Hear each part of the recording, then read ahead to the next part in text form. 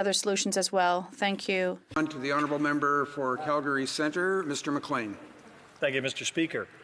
One of the terms of accessing the Canadian Emergency Commercial Rent Assistance, known as SECRA, is that you must have a mortgage on the property. So one of the key terms of eligibility for this support is that the landlord owes money to a bank. Will the Minister of Finance tell us if this program was designed for the benefit of landlords and tenants or for the benefit of banks? The Honourable Minister of Finance. I appreciate the question from the member opposite. I think it's important to know that commercial rent, landlord-tenant relationships are provincial jurisdictions. And therefore, as we embarked on an approach that could enable landlords and tenants to get to an agreement that would help both, we used the CMHC as a vehicle from which we could do that. So we think that we've come up with a program that provides advantages for the landlords and advantages for the tenants, and we will be announcing details that will include how mortgages can be put in place for those landlords that don't currently have them. Mr. McLean. Brookfield Properties, a large Canadian firm, announced that its rent collection on commercial properties for April were 15% of the lease terms. Luckily, Brookfield has another company, Brookfield Business Partners, poised to help by buying up the distressed equity of the firms that owe them money. Did the Minister of Finance design SECRA with this outcome in mind, to wash out individual investors and small companies and transfer that value into the hands of vulture financiers that hold all the cards? The Honourable Minister of Finance. In fact, Mr. Speaker, we designed this program exactly with the idea in mind and the challenge that we're seeing. We're seeing that in many cases, tenants, commercial tenants, are not actually able to pay their rent. So landlords are not getting the rent that's due. Therefore, there's a mutual interest from tenants and from landlords in coming to an agreement. By providing funding through the mortgage system to those landlords, we recognize that we will enable both of those two parts of the the equation, to come to an agreement that we think will be advantageous for the sector over the long term. Mr. McLean.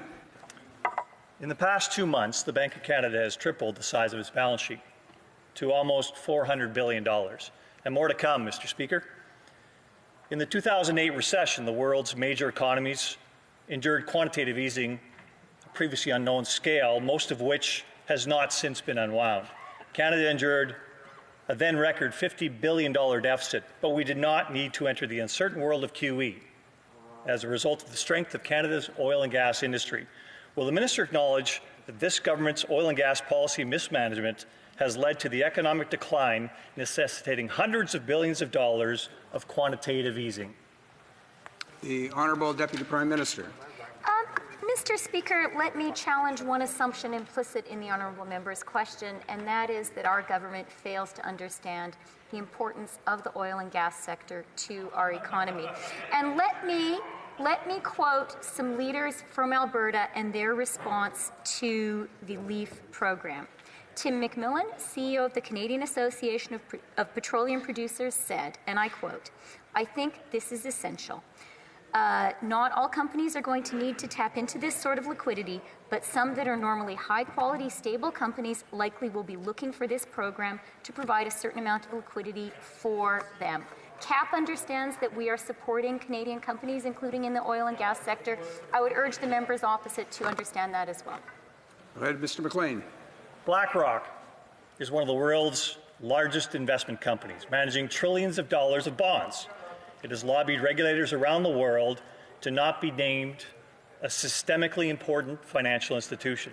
The Bank of Canada unexpectedly engaged BlackRock as an advisor on its bond buying plans. Is the Minister of Finance mindful of the conflict of interest that exists between the world's largest bond manager, BlackRock, and the advice it's giving the Bank of Canada on buying bonds?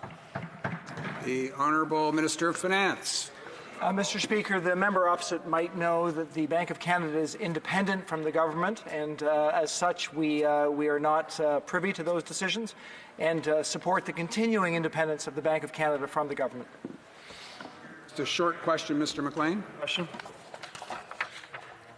The finance sector seems to be getting well served during this economic crisis.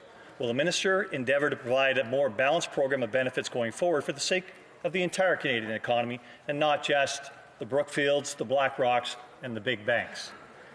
The Honourable Minister of Finance. Mr. Speaker, I think the notion that one sector is being advantaged versus another actually defies the facts. More than 550,000 loans have gone out to small businesses, 40,000 loans per business in this country over a very short time period. Canada is a leader in this regard and will continue to be supporting businesses all across Canada with loans and support as they need it to get ourselves through this difficult time. Now we'll go to the last